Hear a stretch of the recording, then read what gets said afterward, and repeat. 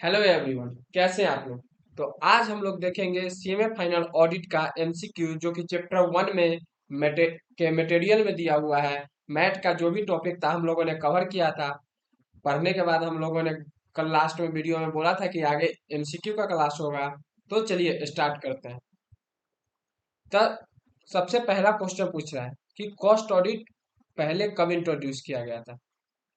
तो हम लोगों ने कवर किया था जहाँ पे जिनिस था उसके बगल में ही लिखा हुआ था कि 1965 में पहले कॉस्ट ऑडिट एप्लीकेबल हुआ था। कब इंट्रोड्यूस किया था? 1965 में। 1949 में इंस्टीट्यूट बना था। 1959 में क्या हुआ था? इसका एक्ट बना था, जो आईसीडब्ल्यूएआई के लिए। ठीक है। Cost audit was first introduce in dash industry. किस इंडस्ट्री के लिए कॉस्ट ऑडिट पहले बार इस्तेमाल में लाया गया था? तो सीमेंट इंडस्ट्री के लिए। किसके लिए? सीमेंट इंडस्ट्री के लिए।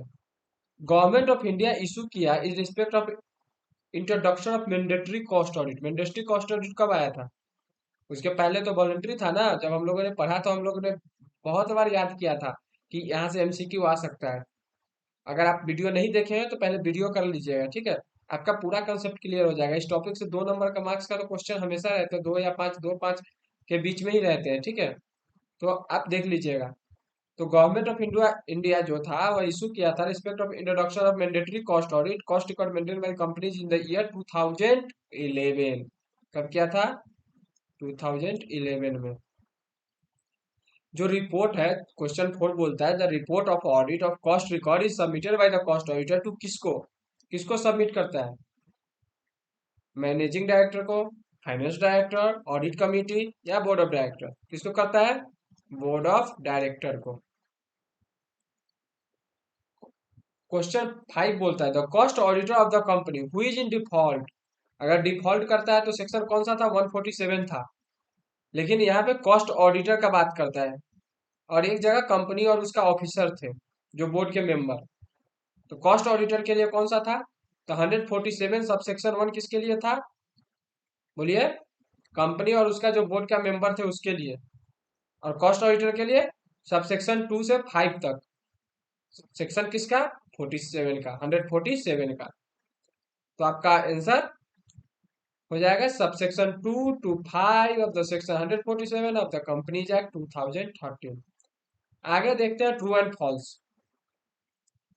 तो ट्रू एंड फॉल्स देखने से पहले हम लोग क्वेश्चन पढ़ते हैं। पहला क्या बोलता है? The defence contract during the world war 2। World war 2 के समय the mostly given based on cost plus 15% margin. 15% तो कहीं नहीं लिखा था, लेकिन कॉस्ट प्लस मार्जिन तो था। ठीक है। तो यह फॉल्स हो जाएगा। क्या हो जाएगा? फॉल्स।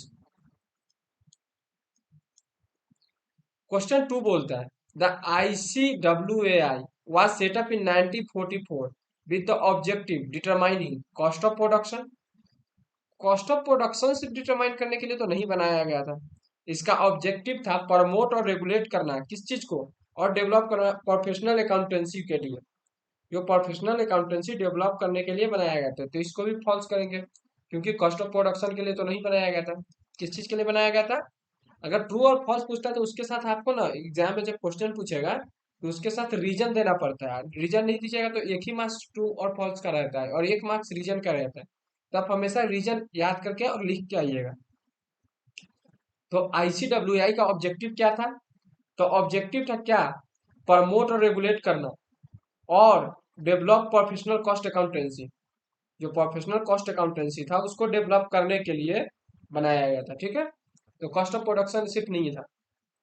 क्वेश्चन 3 बोलता है the company shall submit cost audit report. जो कंपनी होता है कॉस्ट ऑडिट रिपोर्ट सबमिट करता है सेंट्रल गवर्नमेंट को विद इन 30 डेज। यहाँ तक तो ठीक है। From the date of signing of the same. क्या यह बात सही है कि डेट ऑफ साइनिंग के समय से? नहीं, यह बात गलत है। तो ये भी आपका फॉल्स हो जाएगा। ऊपर में तक ठीक था। क्या? द कंपनी सबमिट करता है cost audit report to the central government within 30 days, लेकिन यहाँ पे होता फ्रॉम द डेट जो रिसीव करता है, जिस दिन रिसीव करता है। यहाँ साइनिंग की जगह from the date of receiving of the same रहता। तो यह ट्रू होता है। ठीक है, अभी फॉल्स है। क्वेश्चन 4 बोलता है cost accounting standard has formulated by cost accounting cost auditing and assurance standard board. Cost accounting standard जो होता है वो फॉर्मुलेट करता है कॉस्ट ऑडिटिंग, नहीं ना, cost accounting and assurance standard होता है, ठीक है, या कॉस्ट अकाउंटिंग स्टैंडर्ड बोर्ड होता है, ठीक है, CASB होता है। क्या होता है? CAS और B। Cost accounting standard has formulated by cost accounting standard board, ठीक है, तो ये भी आपका फॉल्स है। पांचवा क्वेश्चन बोलता है the auditor conducting the cost audit shell comply with the cost accounting standard. Cost accounting standard को फॉलो करके ऑडिटर ऑडिट करता है? तो नहीं, कॉस्ट अकाउंटिंग स्टैंडर्ड को फॉलो नहीं करता है, वो क्या कंप्लाई करता है? Cost auditing standard. क्या फॉलो करता है? कॉस्ट ऑडिटिंग स्टैंडर्ड, ठीक है, तो ये भी आपका फॉल्स है। तो एग्जाम में क्वेश्चन कुछ इसी तरह से घुमाता है, छोटा छोटा पॉइंट आपको बीच में चेंज कर देगा। जैसे कि यहाँ पे कॉस्ट अकाउंटिंग की जगह कॉस्ट ऑडिटिंग कर दिया था, यहाँ पे रिसीविंग की जगह साइनिंग कर दिया था, यहाँ पे डिटरमाइन करता है कॉस्ट ऑफ प्रोडक्शन के लिए बोल दिया था, जो कि सिर्फ उसके लिए नहीं था, कॉस्ट अकाउंटिंग को बेटर बनाने के लिए था, प्रमोट करने के लिए, रेगुलेट करने के लिए था, ठीक है। यहाँ पे वर्ल्ड वार 2 के समय ठीक है, लेकिन 15% मार्जिन घुसा दिया, कॉस्ट प्लस मार्जिन तो होता ही है, ठीक है। और फिल इन द ब्लैंक्स आ गया, ICAI institute of cost accountants of India was setup in the year, कब हुआ था? बोलिए, ऊपर में भी हमने सेम चीज बोला था यहाँ पे जब चार ऑप्शन दिया था तो, ठीक है। 1965 था, मतलब कॉस्ट ऑडिट के लिए। तो हम लोगों ने बात किया था कॉस्ट ऑडिट सबसे पहले कब बना था। The institute of cost accounting of India was setup in year 1944। 1944 में 1913 जो कंपनीज एक्ट था उसके अंदर बनाया गया था, 1959 में इसका एक्ट बनाया गया, ठीक है। उसके बाद नेक्स्ट क्वेश्चन बोलता है cost accounting standard was initially developed based on recommendation of commission. कौन सा कमीशन था जिसको मतलब ध्यान में रखते डेवलप किया था कॉस्ट अकाउंटिंग सिस्टम? क्या आपने पढ़ा है कभी? अगर नहीं पढ़ा तो एक बार खुद से भी उसको रीड कीजिएगा। विवान बोस कमिटी था, क्या था? विवान बोस, VIVAN, विवान और बोस, ठीक है,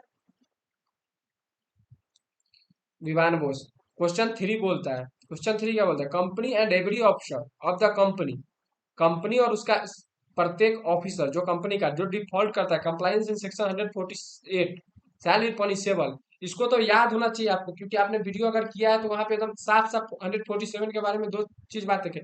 ऑडिटर का अगर डिफॉल्ट करता है तो 147(2) to 5 है। हाँ, सेक्शन 147 सब सेक्शन 2 से लेके सब सेक्शन 5 तक। और अगर कंपनी और एबी अफसर तो section 147 sub section 1, sub section 1, section कौन सा है? 147, ठीक है। क्वेश्चन 4 बोलता है institute of cost and works accountant of India ICWAI was renamed institute of cost accountant of India in the year, कौन सा ईयर में चेंज हुआ था नाम उसका? बोलिए, क्या बोलते हैं? 2012, 13, कौन सा बोलिए? 2000, कौन सा? 12 या 13? रीनेम हुआ था इसका डेट 2012 में, तो आपको याद रहेगा इंस्टीट्यूट का जो ICWAI का रीनेम हुआ था institute of cost accountant in India, ICAI हुआ था 2012 में। फिल इन द ब्लैंक से पहला क्वेश्चन क्या था कि सेटअप कब हुआ था? 1944। दूसरा क्वेश्चन क्या था कि किस कमिटी के द्वारा रिकमेंड किया था कॉस्ट अकाउंटिंग सिस्टम? विमान बोस। तीसरा क्वेश्चन पूछ रहा था कि ऑफिसर अगर डिफॉल्ट करता है या कंपनी और उसका ऑफिसर डिफॉल्ट करता है तो कौन सा सेक्शन में पनिशेबल होता है? सेक्शन 147 सब सेक्शन 1 में। अगर ICWAI का रीनेम कब हुआ था? तो 2012 में। ऊपर में पूछा पर ट्रू और फॉल्स हम लोगों ने देखा, उसके बाद आपका MCQ था, MCQ में कॉस्ट ऑडिट इंट्रोड्यूस किया था 1965 में। उसके बाद cost auditor was first introduce in the industry, cement industry.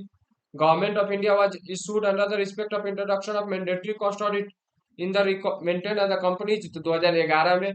The report of audit was cost record submitted the cost audit of the managing board of director के द्वारा submit किया जाता है। और कॉस्ट ऑडिटर जो होता है डिफॉल्ट करता है और 148 में पनिशेबल इन द मैनर, तो सबसेक्शन 2 से लेकर सबसेक्शन 5 सेक्शन 147 के अंतर्गत उसको पनिशेबल होता है, ठीक है। तो आप लोग ध्यान रखिएगा और आगे से पढ़ के आइएगा। चैप्टर 1 कंप्लीट होता है, हम लोग नेक्स्ट वीडियो चैप्टर 2 पे करेंगे, ठीक है। तो बाय बाय।